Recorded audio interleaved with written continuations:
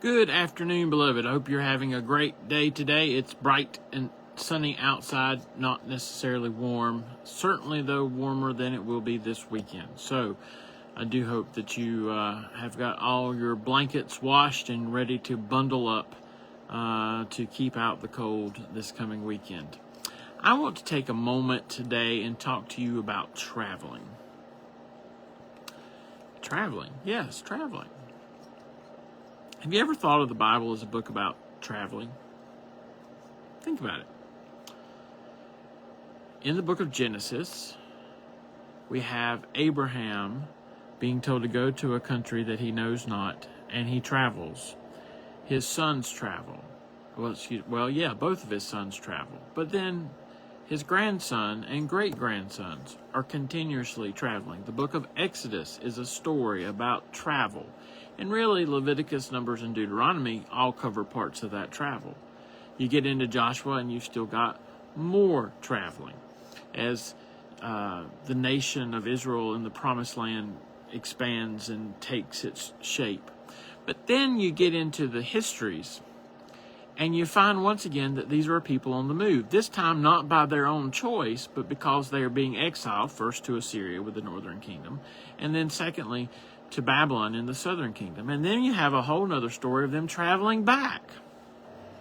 Travel. You arrive at the New Testament, and what do you have? Jesus. Who does what? Travels. Travels. I mean, practically the entire Gospel of Luke is the travel narrative of Jesus. Mark is continuously saying, and immediately, as Jesus goes and does something else. Traveling.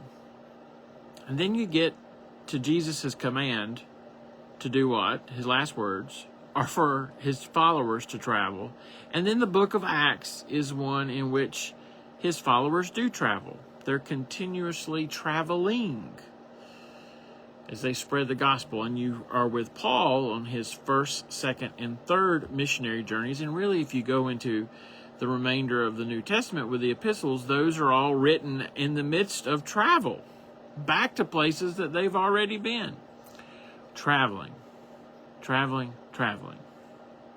So, beloved, is your faith traveling today? Are you on the move with your faith?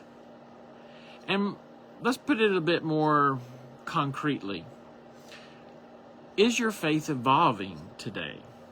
Because as they travel, their faith evolves. They learn more about God. They describe God in new ways. They articulate their theology in new ways. Their understanding of who they are and what they are supposed to be changes as all of this traveling occurs. And so the narrative of travel is also a narrative of evolving faith as we grow deeper in our understanding of Jesus, of God, of the Holy Spirit, of what we are supposed to do in this world. You know, my mother has 2 children. Not saying this to be in any way disrespectful to my brother. But my mother has 2 children. One child loves to travel, loves new perspectives, loves to read things and do things that makes him uncomfortable as he deals with new thoughts and how to integrate them into his world. The other one doesn't like to read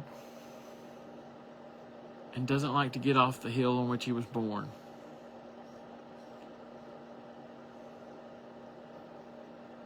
Not saying that his life is not full. His life is full. His life is full and has wonderful, wonderful things that he accounts for joy. But beloved, even if you're in that secondary position, theologically, you should be traveling. as you grow more and more, as you journey to God, because that's what we're supposed to be doing, is journeying to God. I wasn't making faith statements with the dichotomy between me and my brother about his faith or your faith if you like to just sit at your house. I am saying, though, internally, if nothing else, we must be a pilgrim people, traveling to God, changing as we go. So on this weekend, when we're all going to hunker down, are you traveling? Are you traveling? As you do, I pray that you will travel with grace, through grace, and in grace. And that this weekend, above all, you stay warm. I look forward to seeing you on Sunday as we look at the silent witnesses that take up the beginning of the Scriptures. Until then, take care. And remember, grace abounds.